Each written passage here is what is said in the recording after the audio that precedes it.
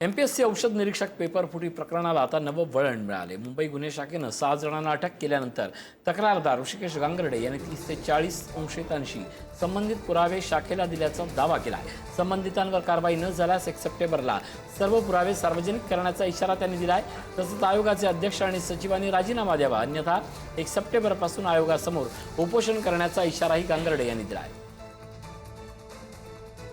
जे कोण संबंधित विद्यार्थी आहेत त्यांना देणारा क्लास चालक आहे, त्या क्लास चालकाला देणारा कोणीतरी असेल, तो कोणतरी आयोगामध्ये देतोय आणि आयोगातल्यांनी फक्त एकाच कॅन्डिडेट पेपर फोडला एका कॅन्डिडेटला देणार आहेत का? ते नाही देणार। शेवटी काय असतं, लांडग्याला एकदा रक्त लागलं जिभेला तर त्याला ती चटक लागते। त्यामुळे त्यांनी एका ह्याच्यावर भागणारच नाही। खूप साऱ्या जणांना आम्ही पुरावे दिलेत ना, मेटा रिपोर्ट असतो, सेक्शन 65B सर्टिफिकेट असतं, ते पण जोडलंय का? हे खूप सारे या सगळ्या 40-50 जणांचं आम्हाला पाहिजे, सार्वजनिक करा, नाही तर मग आम्ही सगळीकडे 1 तारखेला आणि अध्यक्ष सचिवांनी राजीनामा नाही दिला तरी तिथंच आम्ही लगेच करणारच, बसणार आहेत उपोषणाला।